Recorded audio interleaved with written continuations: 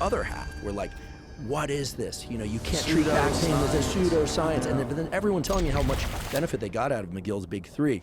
And then the war among the physios, like the physios, that's an ugly field, I'll tell you. And I asked someone, why is this field of, you know, exercise physiology so brutal? I asked Andy Galpin. And it turns out it's because it's very hard to get a lot of clients.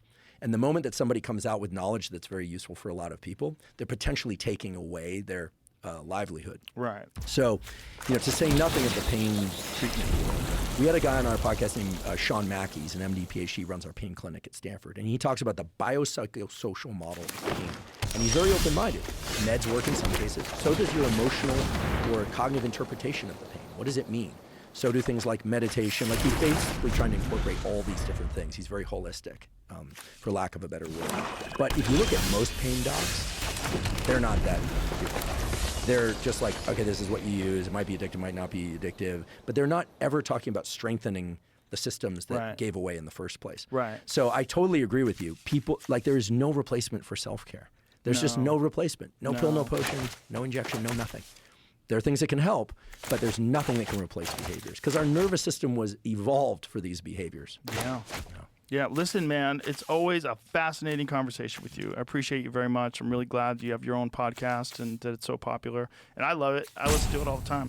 Thank you. And you put out a lot of great information, man. I really appreciate you. Well, thank you. I really appreciate you. You've been a great friend to me and a great source of support through a bunch of different aspects of podcasting and supporting the discussions about health and exercise and forcing me to make my cold plunge a little colder. I mean, smelling salt, all of it. You know, I might be wrong about the cold. Yeah, I don't know. No, but really, right back at you. You know, there are very few places in the world where you can have a real discussion about real things from all the angles and know that the person sitting across from you is. So, really appreciate you. My pleasure. Appreciate you too. All right. Bye, everybody.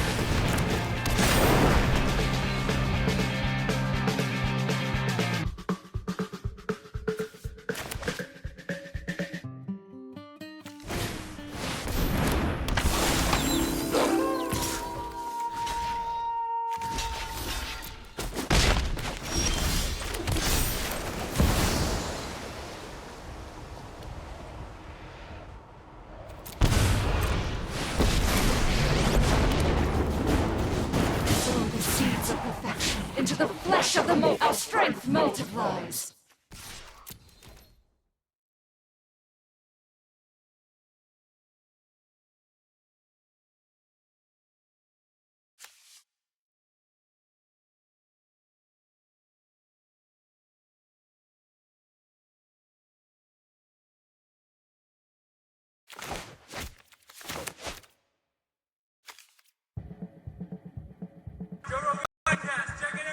The Joe Rogan Experience.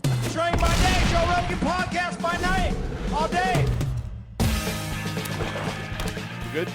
We're up. What's up, Sean? Good to see you. Good to be back, Joe. Thanks. You're still alive. You've been eating nothing but meat. You're still alive. I am still alive. Fucking doubters be gone. Yeah.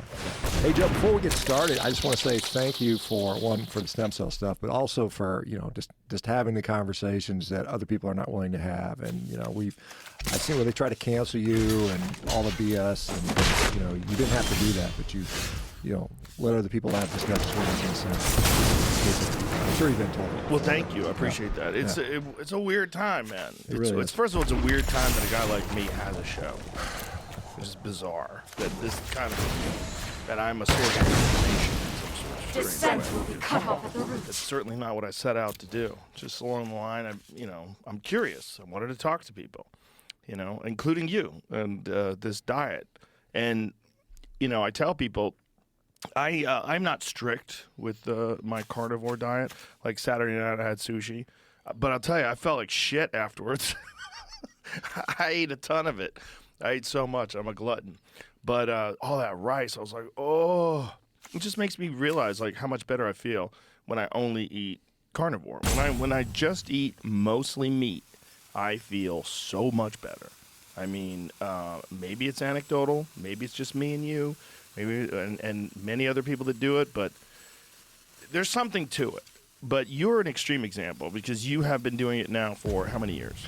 So I'm starting my 8th year. So just 8th year. Yeah. So when I came to see you last time, I was on the 6 years. So I've been just finished 7 years. and people